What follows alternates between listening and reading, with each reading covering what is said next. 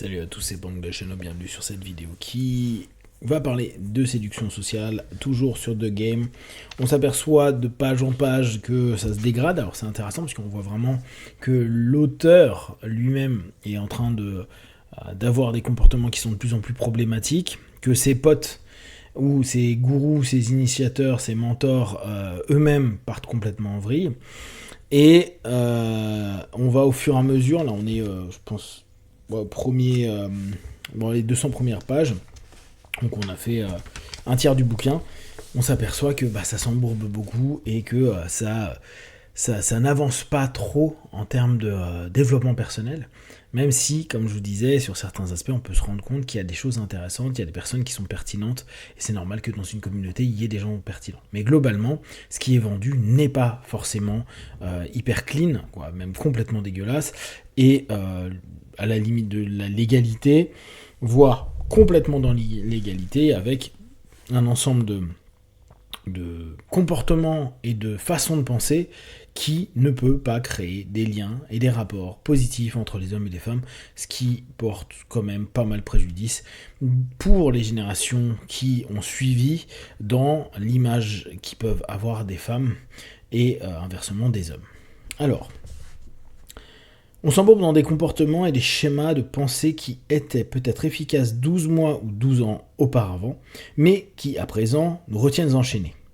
De plus, alors que nos proches corrigent sans mal nos petits défauts, ils glissent sur les grands parce que cela reviendrait à attaquer notre personnalité. Cette notion elle est assez intéressante, et là on peut revenir vraiment sur des notions plus psycho. On sait que la plupart du temps, on a un ensemble de comportements qui sont obsolètes. Ça a été adapté, ça a été exploité, surutilisé à plein de reprises, et donc on a des automatismes, des patterns qui ont été mis en place, et dès qu'on arrive sur une forme de stress ou une situation connue qui nous pose problème, on va avoir une réponse qui est quasi similaire. Cette notion, elle est vraiment intéressante, parce qu'on va se dire, mes comportements sont mon identité. Si on reprend les niveaux logiques, non, les comportements sont des comportements, et on sait qu'on pourrait éventuellement les modifier en acquérant de nouvelles compétences, de nouvelles données, etc. On pourrait éventuellement aussi modifier en modifiant les croyances et les valeurs. Et avant d'arriver à la personnalité, on va avoir quand même un delta. Maintenant, c'est vrai que on pourrait se dire, moi, je ne fais confiance qu'à ce que je vois et ce que les personnes font. Ce qu'elles disent, j'y crois pas. Donc tu peux avoir des valeurs qui sont importantes, les exprimer et les partager, et avoir des comportements complètement incongruents, et te rendre compte dès lors que c'est non ok. Et tu vas estimer que la personne va être son comportement plutôt que sa valeur ou sa dite personnalité. Du coup, quand on va avoir des patterns qui sont remarqués par des personnes et qui nous le font remarquer, tu réagis comme un enfant de 5 ans ou comme quand tu étais gamin, ils ont raison. Et même s'ils allaient plus loin, c'est pas grave d'aller attaquer la personnalité, parce que la plupart du temps, c'est les comportements qu'on va critiquer ou les croyances que l'on a derrière. Là, on s'aperçoit que jusqu'à présent, dans l'ouvrage, avec des croyances de la personne la plus importante c'est moi, je m'en fous de ce que pense l'autre, j'écoute mes envies, mes désirs, et tout ce qu'il y a autour de ça, on développe quand même un ensemble de croyances qui vont créer des comportements problématiques, et pour autant, est-ce que c'est la personnalité de l'individu ?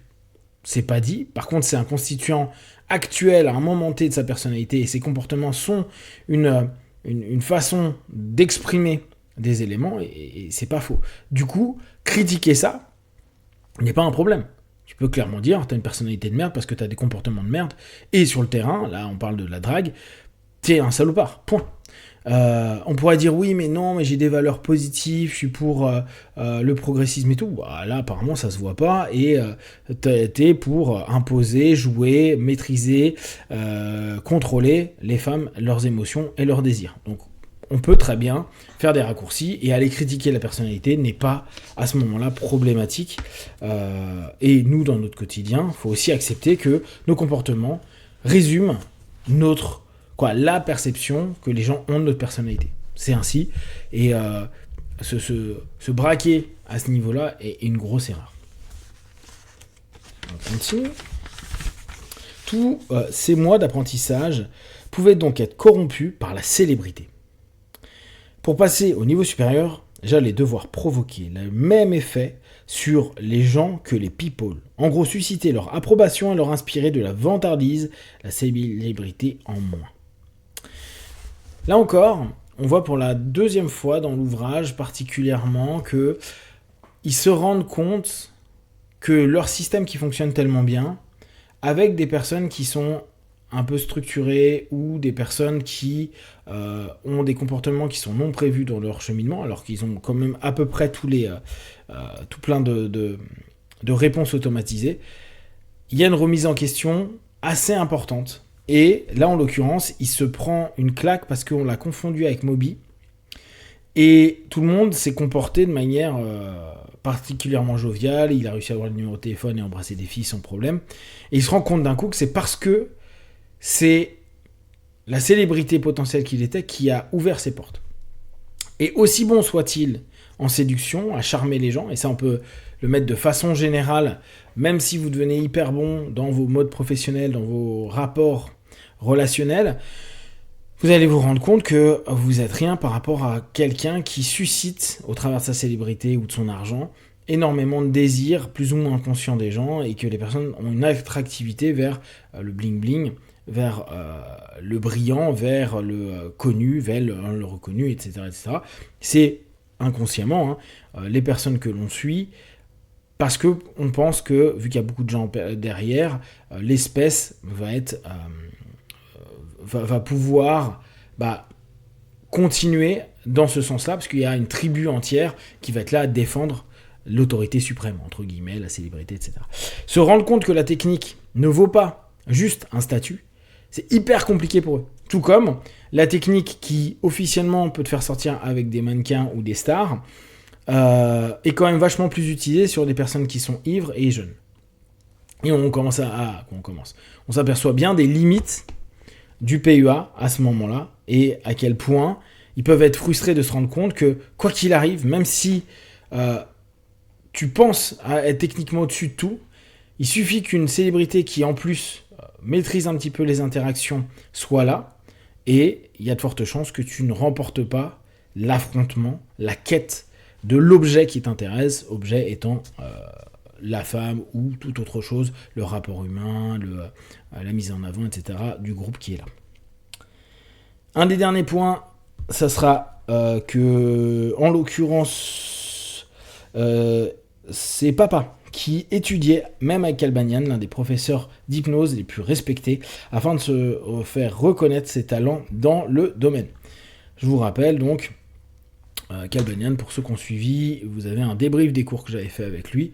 Il a une hypnose très directe, très clean, pas du tout dans le monde PUA. Là, c'est vraiment Papa qui prenait des compétences un peu partout, et notamment chez Calbanian. Donc c'est cool d'avoir une pub pour Calbanian, même si c'est dans un ouvrage qui, je pense, n'est pas forcément hyper sympa pour l'hypnose de façon générale. Ça donne plutôt des choses négatives.